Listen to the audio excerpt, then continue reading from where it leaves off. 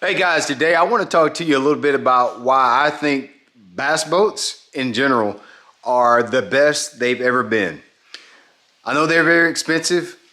I know they cost a lot. I gripe about it just as much as you guys do, but I promise you, in my lifetime, out of all the boats that I've ever owned, I truly believe if you're a new boat buyer and you're looking to get into the boating market now, you're probably about to buy the best equipment that has ever been offered to us. Real quick, before we start this video, I want to let you know I got some new hats on my website, shopblat.com. I'll leave the link in the description box. Here's the new hats that I have right here. All my Vibes trucker caps come in 5 different colors. There's a blue with a red logo and a white back. There's a dark gray or charcoal with a black Vibes patch. There's a new one, this solid black, the front and the back of it. You know we got to do something for fall time, so I've got 2 colors that are just real fall-y looking.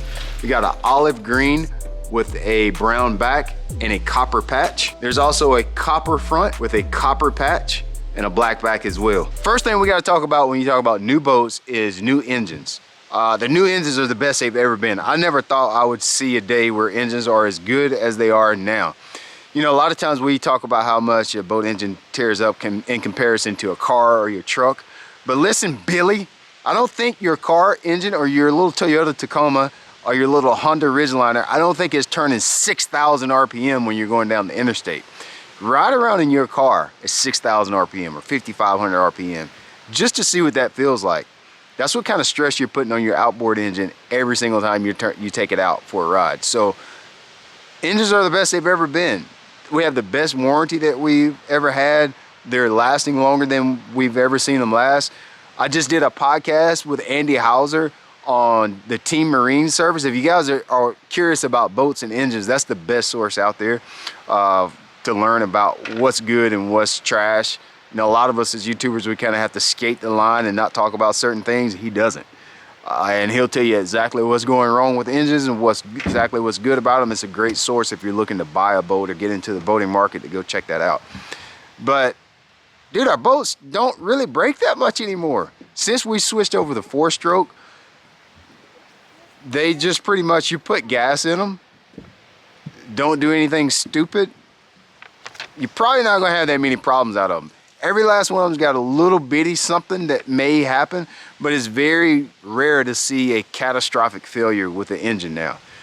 When I first started fishing, you had a lot of catastrophic failures. You were throwing rods through blocks, you were messing up cranks, the oil injection was failing. You had a lot of problems with the engines. I don't know the last time I've seen an engine throw a rod through the block. I'm not saying it doesn't happen, so I know you're gonna put that in the comment section. I'm not saying it doesn't happen, but dude, it happened every day, all day, at every tournament 20 years ago. That doesn't happen anymore. So if you're buying a new boat, the engine that you're gonna buy is gonna last a very long time as long as you just don't do anything stupid. You know, I gotta talk about electronics. Electronics, dude, they're so much better than they used to be. And listen, I know when we talk about electronics, the first thing that everybody wants to kind of jump to is the live scope and how much, whether you think that's cheating and all that. Listen, I ain't even talking about that.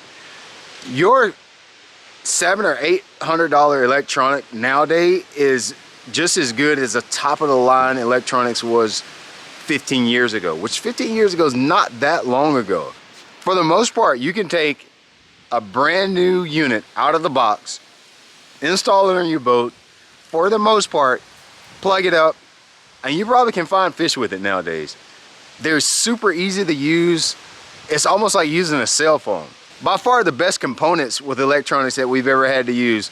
Back when I first started fishing BFLs in 2004, I got my first new Ranger, and back then we had what was called the Garmin Grand. If you ran Garmin electronics on your boat, when you won a tournament, you would get $1,000. Well, I had those Garmin Fish Finder 240s on my boat back in the day, and I bet in the first year that I owned that boat, I had those units replaced at least 6 times between the one that I had on the console and the bow. They leaked water, sometimes they would turn on, sometimes they wouldn't.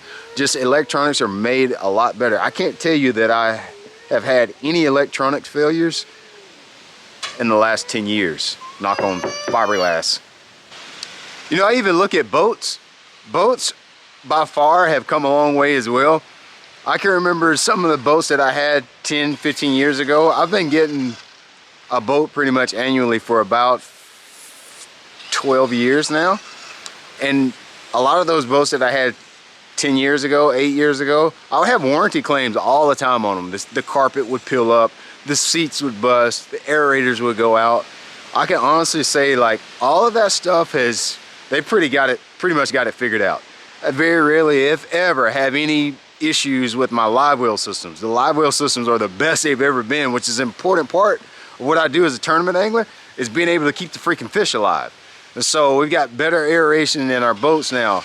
The carpet doesn't come up like it used to back in the day. It doesn't fade out in just a year. My seats, I've never had, in 6 years, I've never had a busted seat in my boat. Any of that kind of stuff. I feel like the fiberglass, the gel coat, is way better than it used to be. I can remember back in the day, my dad wouldn't buy certain brands of boats because they were known for having gel coat failures. The gel coat would fail or the clear coat would fail. Unless you just really abuse a boat nowadays, you're not gonna have a problem with your gel coat getting cloudy and failing and having to have it re-cleared. They're pretty solid nowadays. You know, we always talk about how expensive boats are compared to what they were 10 years ago. Dude, they are high. I mean, they're expensive. But I think about this. In 2005, I bought a Ranger Z20 for $38,000. If I still had that boat today, granted, I don't think the engine would have lasted quite that. I probably would have had to repower by now, but that boat would probably be worth about $30,000 now. 15, 16, 17 years later. And I probably could have repowered it 10 years ago for maybe 14 or 15 grand. Now, it would cost a lot more to repower it now, but if I would have repowered it 10 years ago, that engine still would be good, most likely. So, yeah, they're expensive, but you either want it or you're not. You don't. I mean, they're not going to go down just because we start complaining about the prices. That's for sure. But the thing that everybody forgets about when they compare boat prices 10 years ago versus now is they forget that our boats are bigger than they've ever been. They have more accessories than they've ever had nowadays. They have so many bells and whistles and they're so much bigger. They're built so much better.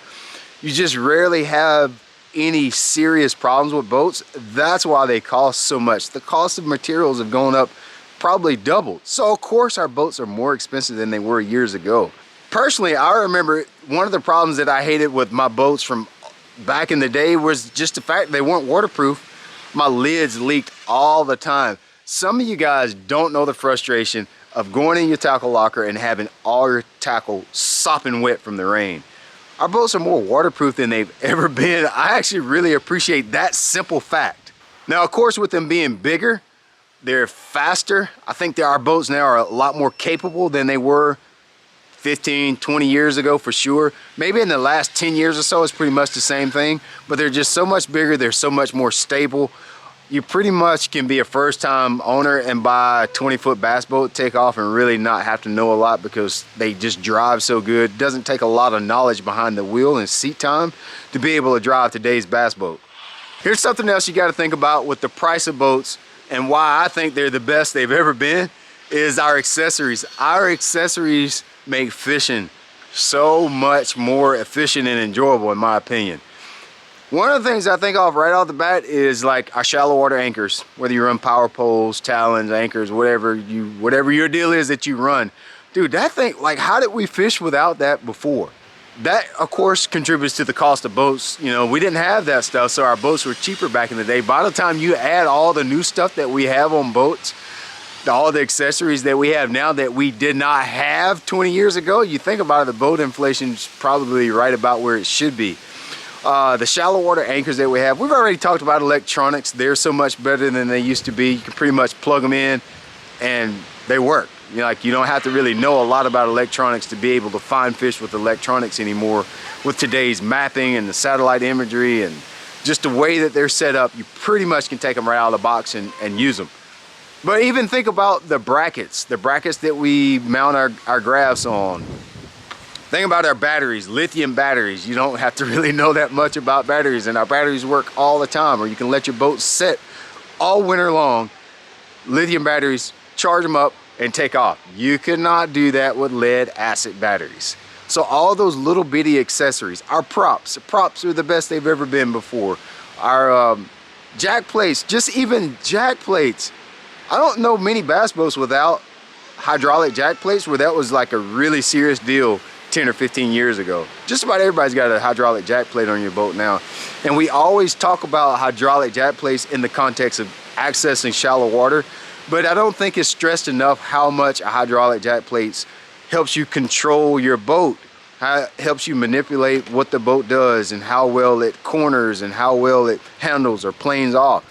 It has a lot of more benefits than just accessing shallow water. That's actually the smallest thing that you can do with a hydraulic jack plate. It really increases the performance and the maneuverability of your bass boat. So all those little bitty things like that increase the cost of the boat, but they are the best they've ever been, and they make your time on the water way more enjoyable. So bottom line, what I'm trying to tell you is, yes, boats are expensive. I agree with you on that. But if you're in the market for a boat, you're thinking about getting a boat now, just know if you do decide to invest in what you see out there today, you're probably buying the best equipment that we've ever had available to you. I feel very confident saying that you can trust the equipment that you can buy now. I don't feel like I could have said that 10 years ago. I would say you make sure you avoid this brand, make sure you avoid getting this, make sure there's no need in getting this. But the things that we have available to us today are pretty top notch. And I don't think you'll be sorry about the money that you spend on the boat that you buy.